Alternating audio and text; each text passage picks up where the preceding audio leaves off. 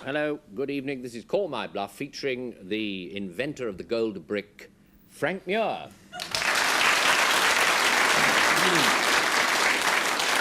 My first guest is an actress who's been delighting us enormously in The Good Life, also in a smashing commercial, and also in what is known as London's West End. It's Penny Keith.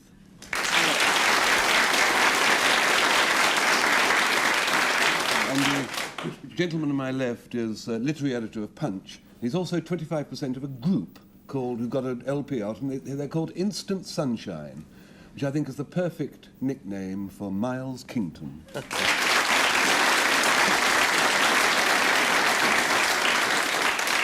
And dealing off the bottom of the pack as usual, Patrick Campbell. Good evening.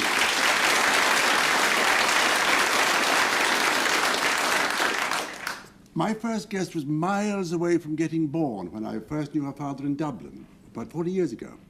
But fortunately, this oversight was repaired just in time to bring her here tonight.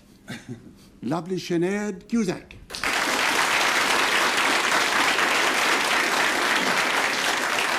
And the other performer, my assistant, bounded into the public eye by playing a rather difficult part of an impotent poet in Upstairs and Downstairs. But he's been bounding around as a much more impotent potent actor ever since Ian Ogilvy.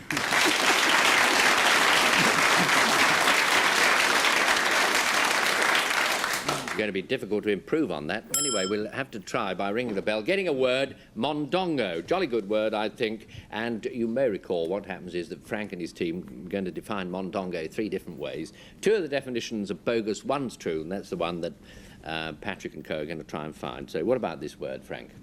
Well, it's so obvious for a beginning word, isn't it? Yep. I mean, everyone knows this, don't they? Mondongo. Mm-hmm.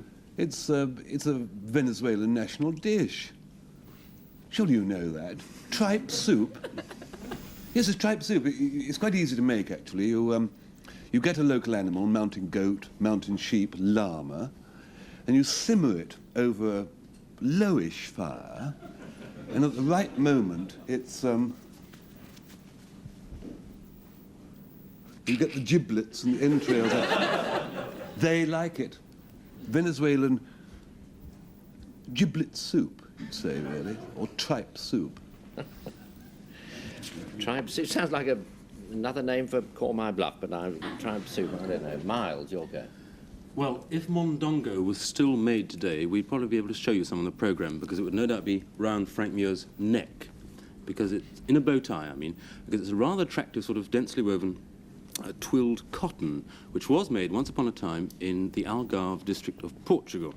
And we would never have heard of it, except that it was imported into this country, and it was made into fancy waistcoats with which gentlemen covered their manly chests, and small mats with which ladies covered their dressing tables. All right, so and now it's Penelope Keith, your go. Yes, well, a mondongo is a person who is half Spanish and half Cuban, especially one who has a Spanish father and a Cuban mother. Now, surprisingly enough, General Zayas, who led the Cuban army against Spain in the 1840s, was himself a mondongo. So, that's what it means. They say it's a Spanish-Cuban, tripe soup, Portuguese cotton, kind of cotton from Portugal. Patrick? Yes. Mm-hmm. Just a minute. We just blaze away. No. Well, now, let us see what we've got. Tripe, as you well know, is not giblets. Either you're making a tripe out of the stomachs of sheep, or you're pulling the giblets out of the sheep to boil them. Dismissed. Sorry. It's not the time. Not yet. I'll be sorry. Portuguese cotton. Oh, it's half Spanish. There's no such thing as a half Spanish. I believe it's Portuguese cotton. Portuguese cotton, that was. But it's not, is it? Miles Kington, tell us true or bluff. No, it's not. No, no.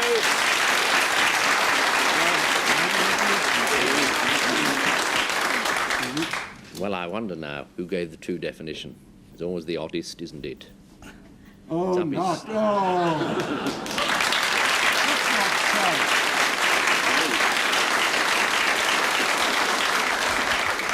Yep, Mondongo is tripe soup. I still think it's a very good name for a panel game. Perhaps someone will invent it sooner or later. Mitchell is the next one.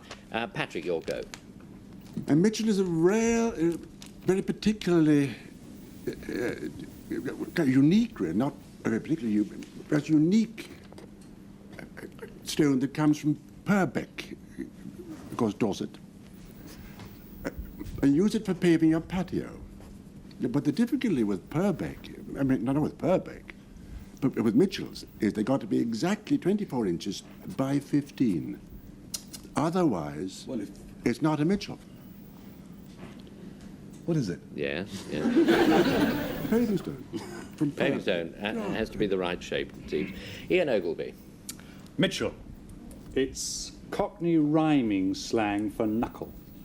So you give them a Mitchell, or plural, give them Mitchells. And it derives from a name of a large East End warehouseman firm called Mitchell and Buckle. Knuckle. Mitchell and Buckle. Knuckle. Mitchell, give him a Mitchell. Yes. I've heard more extravagant things on this programme. Yep. Sinead, your turn. Well, a Mitchell is a domestic hand churn for making very small quantities of butter, very little butter. And it usually takes the form of a very small miniature barrel, which is moved backwards and forwards very laboriously by a lever, which moves through approximately 60 degrees. And that's what a Mitchell is. Right, so it's a kind of a paving stone of a certain shape from Purbeck. It's rhyming slang for knuckle, and it's a butter churn. Frank. Oh, back to the old roulette. Well, it cannot be, it's a well-known fact that a paving stone in Purbeck is called a Purbeck paving stone. It's known throughout the Western Hemisphere. A bit worried about I'm worried about all three. Mitchell would be spelt with an L, wouldn't it, if it was rhyming slang? If it was a name, Mitchell and Knuckle, Buckle. But the hand churn, I don't understand hand churns at all, and so I'm going for the rhyming slang. Ah, the knuckle that he spoke of. Yes, that was Ian Ogleby. Was it true, or was it just a tease? Nothing.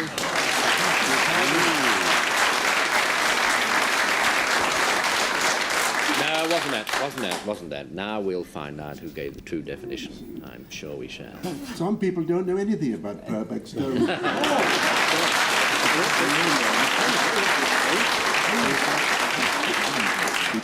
So much for roulette. Mitchell does mean, paving stone from Purbeck. Now we have knitter, and I think it's Miles Kington to have a turn. Well, a knitter is a kind of bee. Now, most bees fly around gathering pollen for honey, but nits don't. They prefer to deposit nits on horses. That's why they're called knitters. And these nits, so deposited on horses, irritate the horse extremely, but cause no irritation at all to the knitter. If they did, of course, they wouldn't do it. It's very sensible. Yes. So, Penelope, your go. Well, a knitter is old barrack room slang for the brass guard that a soldier used to use to put round his brass buttons on his uniform when he was brassoing them, so the brasso wouldn't get onto the khaki uniform. It's just an oblong with a slot in the middle, and you could slot the buttons in and just polish away and get lovely bright buttons, but no brasso on your uniform. A knitter. Yep. Frank. Knitter is it's a trifle, a triviality, but one which is irksome. No, I don't like him very much. It's Tobias Smollett. You remember, traduced by malice, as he said, fled to the continent. And in his book, A Journey Through France and Italy, he said, as I recall, a curse upon those who, with their follies and their knitter, do beset and pester me. And To beset and pester me. For the third time. Yep. And pester me. Oh, Preston. Oh, yes, yes. Just a moment. Little note. He was a Scottish gentleman. I I see. didn't say that. Good stuff, good stuff. Right, so it's a brass that you stick behind buttons before you polish them. It's a trifle, a thing of naught, and it's a nasty sort of insect depositing nits on horses, I think. Ian Ogilvy, your turn to choose. I don't think it's a bee that puts nits on horses, somehow. I mean, yes, I just don't think it's that. I don't know why. Frank's irksome triviality and a quotation. I'm not sure I like quotations. It smacks of trying to pull us one way or another. I think it's Penelope's button guard. I do. That's what she said. You've slid them. There is such a thing. I know that for certain. Whether it's called this, I don't know. Penelope, true or bluff? Ah, no.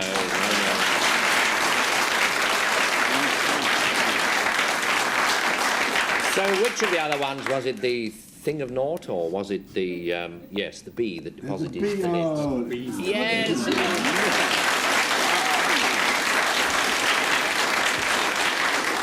It's the bee of which Miles Kingdon spoke. We'll have another word, and that word is gamming, and the score standing at 2-1. Ian Ogilvy to define it. Gamming. It's all about whaling. Now, the life of a whaler is a very lonely one. He spends his whole time on a ship in the middle of the Arctic, and he never gets any get-togethers, but he does occasionally when he goes in for a gamming. A gamming is when all the whaling captains and crews have a get-together in mid-ocean for the sole and express purpose of social intercourse. In a gamming hell. Very good. I like it. promising young lad there, I guess. They've all got one Chip off leg. the old block, yes. Wooden leg. Must be very chilly, but there. Sinead, your go. Well, a gamming is an absolute must if you live in a house surrounded by quicksand or bog. You must have a gamming. In fact, you must have two gammings, because a gamming is a flat board shaped a bit like a snowshoe with straps attached to be fitted onto the foot so that the wearer can glide over the quicksand or bog, as the case may be. And that's a gamming. All right, now it's Patrick's turn to go. You can remain fairly cool about gamming, or gammy as it's really known, because it's only granulated pig iron, a fairly tedious lump of stuff.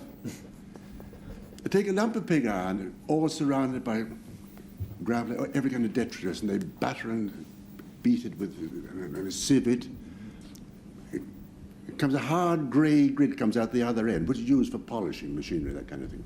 But it now gets rather exciting, because when the hopper comes down and picks up this grey grit, With the one-legged whaler.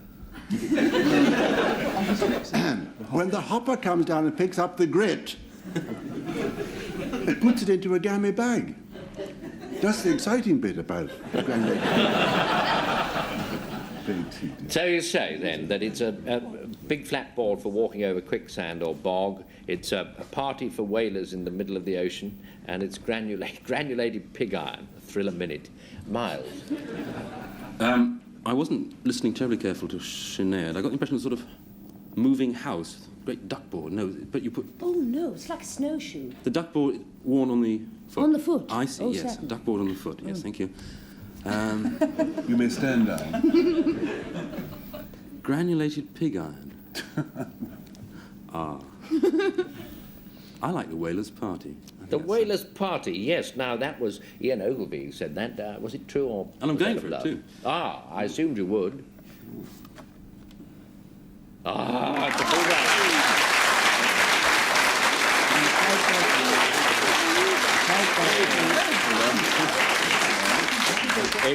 It's certainly absolutely right that gamming is this curious get-together in the middle of the Arctic for sailors. 3-1, we've got a word called Simpson, and it's Penelope's go. Well, Simpson in the Victorian era was jocular slang for a person, especially a child, who was always whimpering and complaining. And in fact, Captain Marryat wrote in one of his short stories for children, he actually wrote, "Go indoors and dry yourself," said Aunt May, "and stop standing whimpering like a nasty little Simpson." Simpson, whimpering child. Yes, absolutely. Now, Frank, your go. Simpson is a verb. I Simpson. Thou Simpsonist. He, she, Simpsons. They, Simpson. We, Simpson. Past tense. It means to adulterate milk with water, and it's the novelist Tobias Smollett. Is in a novel called Humphrey Clinker, wrote about adulterated food in London, and apparently. Not only do they have water, but they used to crack snails and drop those in and shake it up, and it frothed the milk and made it look fresh. This is late. Bear with me. This is late. The bell will go in a moment, and you can have break. The late 18th century, that was. By the 1960s, a milkman called Simpson was arrested for doing this, and to this day. To Simpson, I Simpson, thou Simpson, means to add water to milk, to adulterate it. Even if that's right, we couldn't bear even mention it ever again. Well, now, I'm sure it's long overdue for Miles Kington to have a word. Yes, I'm sorry to interrupt the Wreath lectures, but I would like to get a word in. Simpson, in fact, was an old word used about 100 years ago in America, one of the many words at the time, for a sort of magic lantern. And it was named after the man who invented it, was called Finlay. Simpson.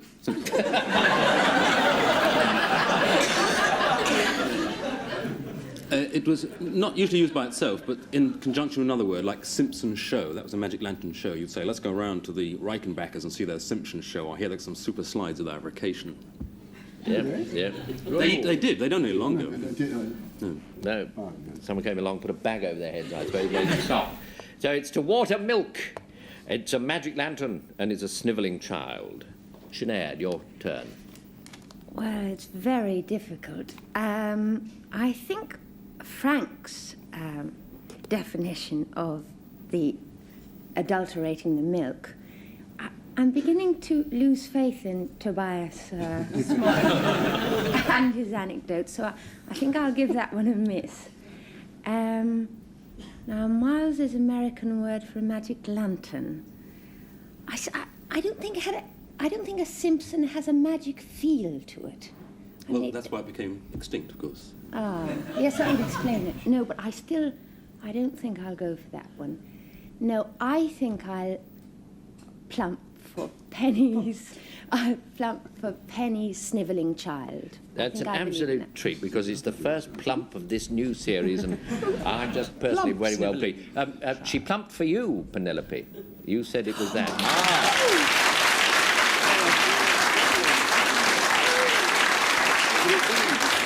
Not a snivelling child. We'll learn the true one now. Well, Tobias Smollett also...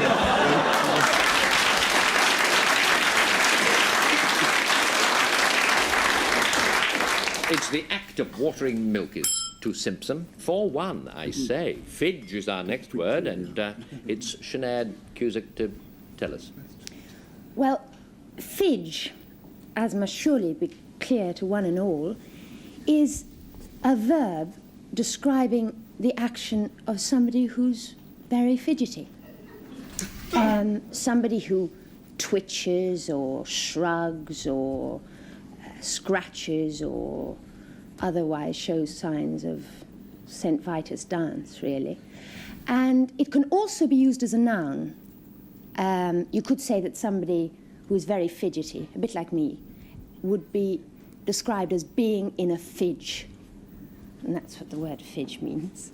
On a fridge. Right. No, fidge. Patrick. Gotcha. It's a verb, of course. It's to fidge. It's done by shepherds. I fidge, thou fidge. It's done by shepherds that approach sheep with enormous shears, for the purpose of cutting the wool off from underneath the sheep's tail and all around it. This is not wholly unconnected with the multiplication of the flock. If you want any more of that, I'll see you in the dressing room after. So that, and Ian Ogilvy tells us. Well, I'm getting away from Smollett now because I'm going to quote from Mallory's Arthur. Sir Hector in Fidge cast his spear, and drawing sword smote his enemy a great buffet. Now, a fidge is a rest or a support for a spear or a lance as carried by a mounted man-at-arms. It's a kind of little leather stirrup attached to the saddle, and he'd carry his lance or his spear like that. That's what a fidge is. Right, so they say that it's one who fidgets. It's a support for a spear or lance, and it's shaving a sheep's tail. Penelope, choose. Well, I haven't carried many spears recently, but I don't think I'd use my fidge for carrying a spear. Seeing Patrick in the dressing room after is a lovely thought, but I don't think one would fidge a sheep. No, I think it's a fidgety, twitchety. I think it's Sinead's fidge. Yes, Sinead Cusack said that. Was she telling the truth? Was it a bluff? Yes.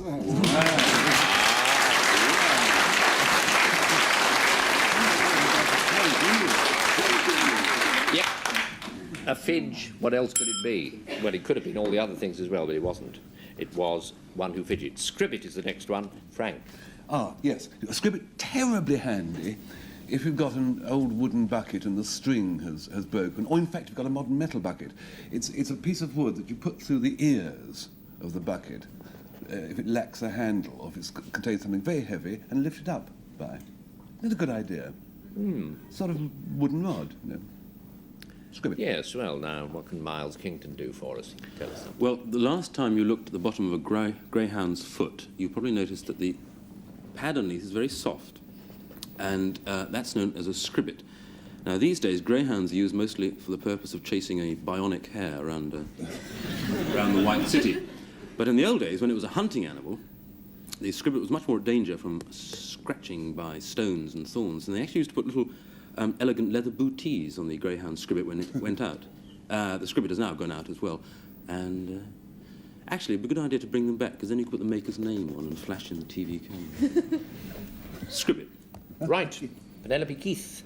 Well, a scribbit, it no doubt derives from the word to scribe or inscribe, is in fact a piece of charcoal that an artist uses to draw with, make their mark with. And it's a not very well-known fact outside artistic circles that the best scribbits are actually made from a very slowly burnt piece of willow. Once you burn it right down, this makes the most wonderful scribbit for drawing with. Right, so it's a fairly temporary bucket handle. It's a stick of charcoal you draw with, and it's the underside of a greyhound's foot. Yeah. Patrick. I don't know my own name by this time. George. That's me, yes. A little booties for greyhounds. No, that's... Leave A him. wooden rod. If you've got a wooden rod shoved through the ears of bucket, if the bucket has ears, that will be the day. An eared bucket. It's kind of charcoal artists use. Well, that was Penelope. She said that, wasn't it? That it was something you drew with. True or bluff?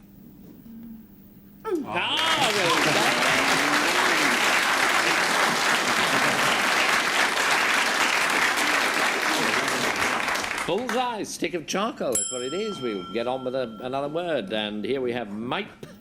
Patrick, you start. It's used in Norfolk. And so many other things are used in Norfolk. If you want to cut reeds with dry feet,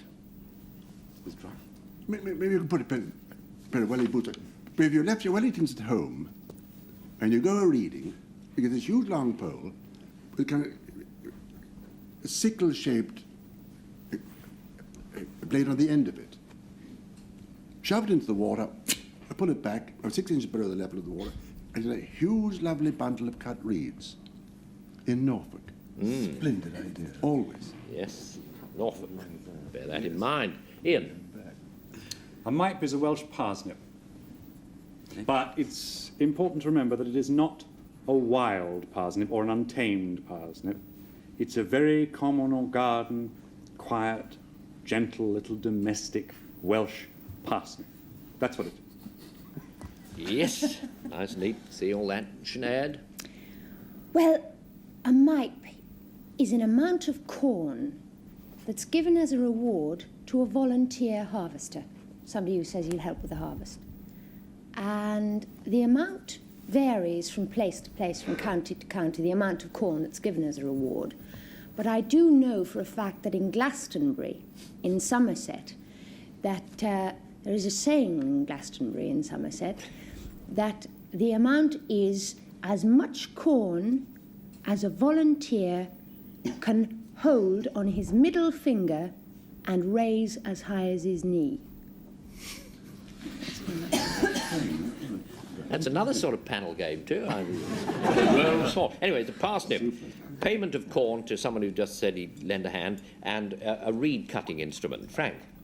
I couldn't understand Miss Sinead's thing about the finger full of corn. Well, lift it up, carry you it. know.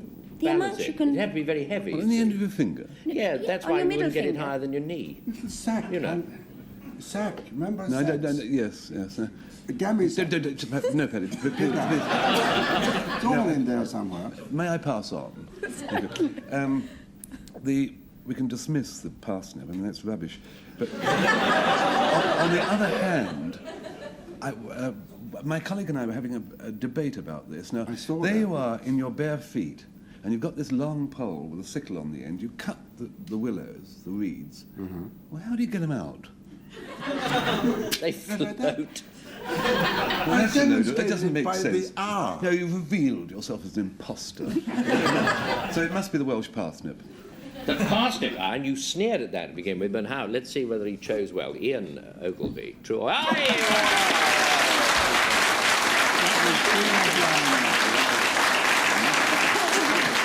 What's wrong with my little lot? Yes, what was wrong with the reed cutter? Too clever, You too. cut the reeds and they fall into the water. It wouldn't work, would Yes, it? I suppose they But would. don't lurk around with me if you don't mean it, dear. He'll show you his reed cutter in the dressing room afterwards, I dare say. The other information. Anyway, that rather brings us to the end, as you probably guessed, because we're all nattering on and not doing anything particular. So, the score standing at, 6-2, I declare that Frank Muir's team has won.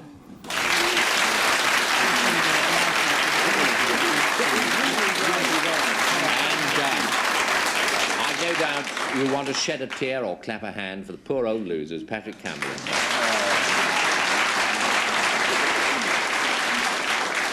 So, next week, I dare say, we'll have a red flag walking in front of all those definitions yet again. Until then, goodbye from Miles Kington,